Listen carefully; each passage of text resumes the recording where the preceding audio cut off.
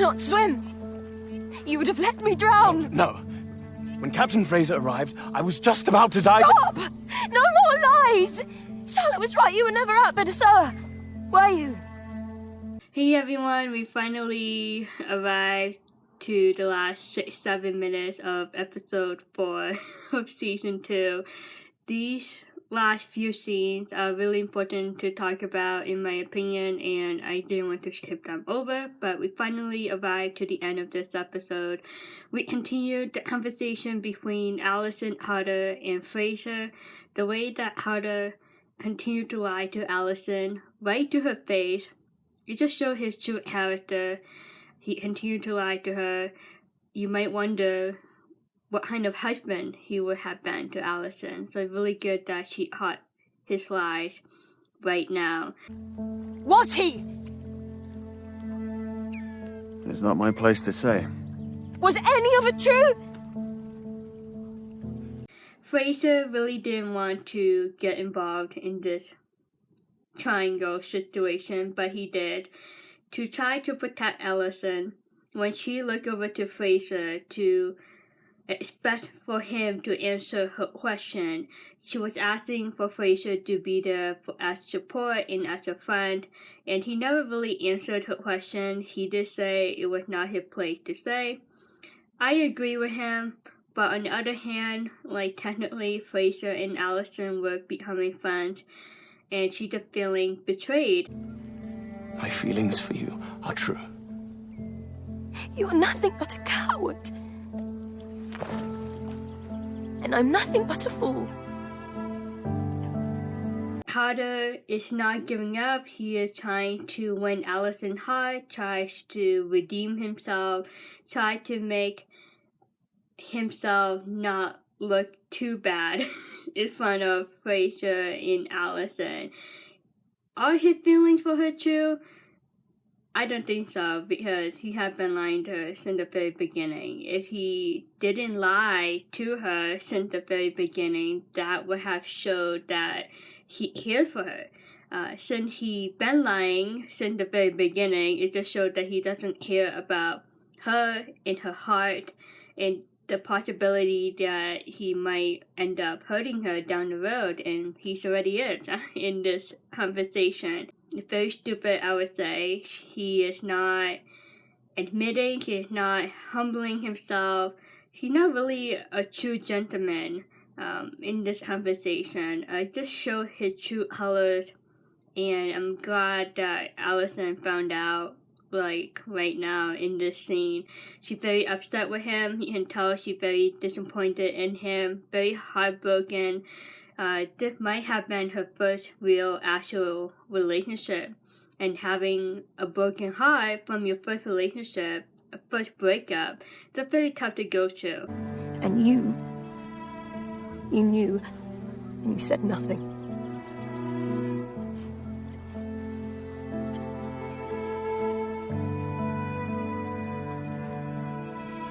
Do you see Fraser look? He was like, what did I do wrong?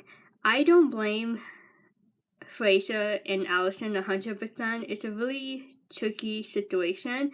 I understand why Fraser didn't do it, didn't tell her. Also, I understand why Allison got mad at him. But I don't think she should be mad at him 100%. It's mostly on Harder's part. Mostly Harder's fault in this situation. On the other hand, I might be ranting a bit here. I was thinking, how long have they known each other right now in the show time period? It looks like summertime, right? It's Sanditon, and Harder and Allison were falling in love pretty quickly. So maybe they have known each other for a month or two between these three people. So they're not the best of best friends. So it's the friendship was still a bit new. So Fraser and Allison we're still getting to know each other, you know what I mean? If you and I were best friends, we would tell each other right away, or tell each other secrets, or we would have had the confidence and the boldness and courage to tell each other hey, that person you're dating, maybe he or she not the right fit for you. Like, something happened and, you might want to think about it or check on it as a friend of friend, like, trying to warn you. So they don't really have that close friendship that where, friends will tell each other, everything, regardless of if it's a bad thing or a good thing. Charlotte, like, she told Allison right away because they are sisters, right? So I guess, if the situation were a little bit different, maybe, like, if Fraser and Allison knew each other for a long, long time, it would have been a different outcome. I don't know if that makes sense. So that's why I can't blame Fraser 100% on the fact that he didn't tell Allison what was going on. He was just respecting her relationship with Hunter, and I think that was a very noble thing for him to do. And at the end of the day, Allison needs to learn the hard way. That's how life is sometimes, like, if you don't catch it on time, you will find out late, or you will get hurt, or whatever the situation is. So it can go both ways. I guess that's what I'm trying to say, and it doesn't look good for any of them after that very intense conversation. What are you thinking? We're thinking of our son. This will make him respectable, bring him security. I grew up with Edward. I would not wish him upon my worst enemy. What Esther said, how she does not wish Edward upon her worst enemy, it just shows how bad the relationship is between Edward and Esther. If your concern is really for the child, you should be pleased. He will not be a bastard. He may take the Denham name. Esther really doesn't want anyone to deal with Edward. He's the type of man that very evil. He does evil things, like, let's be honest, and he can be very manipulative, and Esther knows, out of all people, like, what's happening right now is all Edward's idea, and that it's not Clara's idea. Like, Clara was, like, forced by Edward to be in an agreement to get engaged and to become a family. And the Denham money? Our aunt will see through this sham just as I do. And Clara basically, like, using her son's name as a cover-up story. Oh, just because of our son, we want the best for him. And Esther's not stupid. I mean, she's like, seriously, like, you guys trying to get the Denham name for your son, but not only that, trying to get some control over the fortune, the money in this family. I agree with Esther. Lady Denham sees this stupidity. I don't think she's gonna fall for the trap. Esther, you can't make her to trust you right away. Esther knows this is all a game plan by Edward, and I think Lady Denham thinks the same way. That look on Lady Denham's face when Edward announced the news to her and Esther at the archery competition, yeah, Lady Denham doesn't like it. She doesn't like this. It was something unexpected for her to hear that her nephew is marrying Clara. I don't think she will allow this marriage to happen, in my opinion. You have Edward quite wrong. He is not the man he was. He has become considerate, honourable. At this point, Clara is so stupid. I was thinking either she's very stupid and very gullible and believe every word that Edward tells to her, or promises to her, or she taking advantage of this, she can be like, pretend like she's very happy and in love with Edward, but at the end of the day, at the end of all this, she's just taking advantage just to get some money through the fake marriage. He needs feeding, Clara. Then he will have to wait. Your child needs his mother. Clara is still not feeding her son. It's a sign of a bad mom. I'm not trying to judge her motherhood still, but I mean, it is what it is. I mean, that's a bad mom image right there. She's not adjusting to motherhood very well. She basically avoiding her baby, avoiding to take care of her baby. Don't you see? I cannot be his mother! All the things a mother is, I am not. She finally said the words of how she feels about being a mom. She doesn't believe in herself. She feels like she incapable to be a mom and to show love and support to her son. And I think that broke Esther's heart. That look on Esther's face, she's just like, how can you say that? How can you deny yourself to be a mom to this baby that you gave birth to? And Esther, with everything that happened with her and her stillborn daughter, she's desperate to be a mom again and to have a natural child in her arms. And seeing Clara behave like this, reacted like this way, it just really made her really sad. Why should we men have all the fun? I nominate Miss Hayward to take my final shot. Thank you, Colonel, but this contest is between you and Mr. Cole.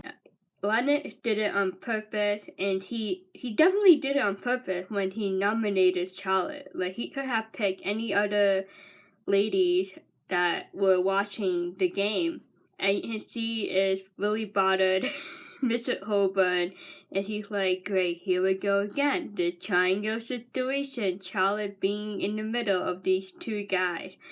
Leonard definitely did it on purpose, just to rub it in Mr. Heybourne's face. I insist.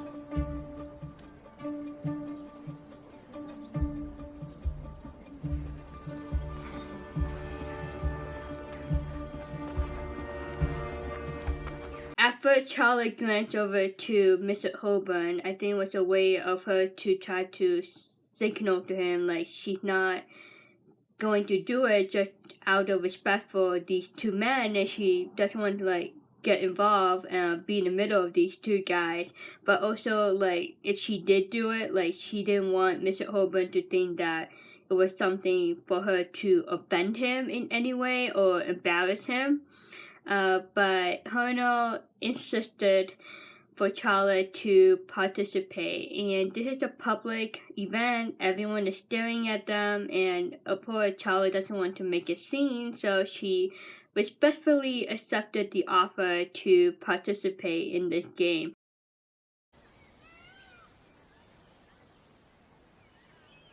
Otis Molyneux.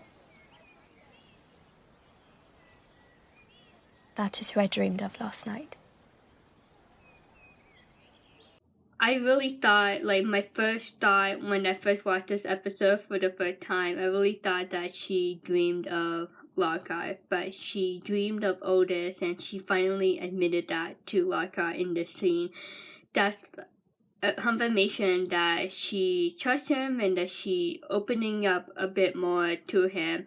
I'm pretty sure that Lockhart is enjoying the private session right now with Georgiana. Who is he? The only man I have ever loved. It was him who introduced me to the sugar boycott. Talking about your exes with a potential new lover, like in this scene, that's a very vulnerable topic to talk about. I really like how Lockhart was listening to her. Like, he didn't, like, show any signs of jealousy or resentment, you know what I mean? Like, he was just, like, cool about it. He trying to get to know her, trying to understand her, just, like, listening to her and allowing her to tell her life stories and allow her to trust him in telling these stories. But we parted badly. He let me down. Perhaps that is why I'm reluctant to lower my guard, to let myself be seen. if you watch season 1, you would have known the breakup, what kind of breakup it was between Georgiana and Otis. It wasn't a good breakup. It was really dramatic and really sad and bad at the same time. It broke Georgiana's heart. Lockhart, he showed compassion, his facial expression when she told him how the breakup was between her and Otis. It was something that Georgiana didn't like going through, and she explained to Lockhart why she acts like this toward Lockhart since they first met, why she's very careful to the people that she talk with, hang out with, get close with. Like, she really hard to get close with. Like, if she doesn't let her walls down, you're not gonna see the real Georgiana, the goods and the bad of Georgiana. She finally letting her wall down, definitely, in this scene with Lockhart. She telling him about her past relationship, a bit of her life, really. And this is a huge moment for her. She giving life a second chance, I would say. And she's like, you know what, Lockhart? This guy appeared in my life out of nowhere, and he seemed to be a really good friend that want to be my friend. So why not give it a shot?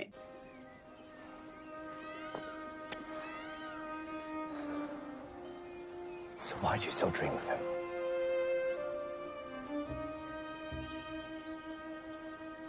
Because I have no one else to dream of. Lockhart is that type of guy that loves to have deep conversation. Like, he would say things without thinking, or say something so random. So he had the gut to ask her, like, why do you dream of Otis? That's a great question. However, she was honest to him. She was like, I had no one else to dream of. But to me, as a viewer, like, yes, you do. You do have a second man, another man that you can dream about, which is sitting next to you right now.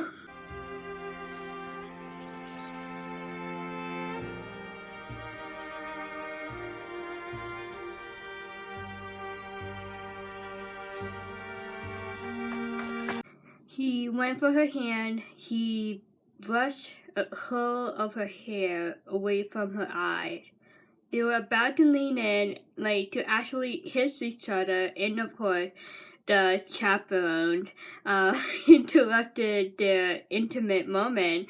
That was a close one. I mean, it almost happened. Miss Lamb, we have been looking for you everywhere. And now you have found me.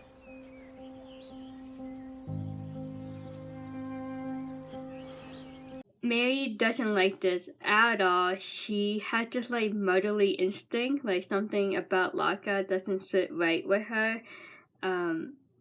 Georgiana looked over to Lockhart, and she, like, gave him that look, like, see, like, I cannot be alone. Like, they always have their eyes on me. Like, they watch her like a hawk. And Lockhart, like, yep, noted. But yeah, Mary just doesn't like this idea of Lockhart and Georgiana. She doesn't trust Lockhart. She doesn't trust that he is the best husband for Georgiana. We'll see if Mary will have a conversation with Georgiana after this incident.